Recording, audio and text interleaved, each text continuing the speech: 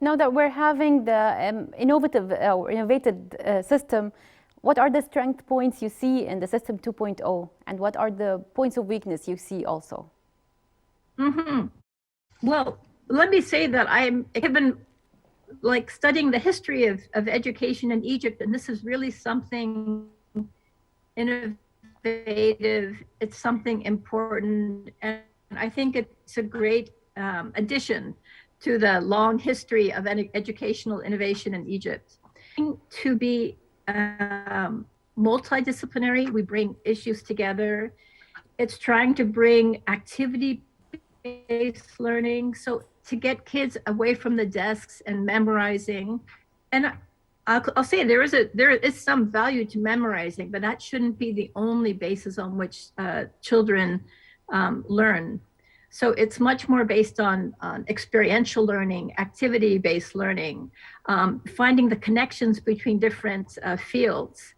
So in theory, it's a very innovative and timely. I mean, this is a system whose time has come. Yes. I think if the Ministry of Education hadn't done this, the children now starting the system just wouldn't have a chance. The education system would have been so dated. Yes, it was so outdated. It would have really. But then you asked, then what are some of the drawbacks of the new system? And we've talked about it. Some of the drawbacks are it's still very much top down. And I think especially teachers have not yet been fully enculturated into Education 2.0. There's a lot to do because Education 2.0 isn't only about learning, it's also about culture. Yes.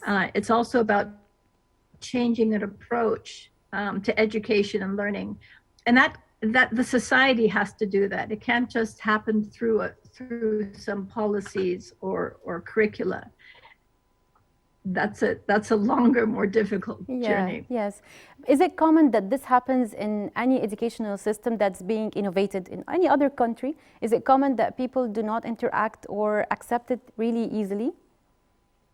I think innovation, people are hesitant to change. I think that's human nature. Yeah. So when something as different as 2.0 enters into an education system, yes, I think there's going to be resistance, and I think that's absolutely natural. Yes. So the question is how to bring the society on board.